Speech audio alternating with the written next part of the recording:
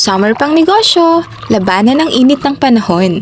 Subukan at punan ng uhaw with our palamig pang negosyo idea na siguradong patok ngayong summer. Ganito lang yan.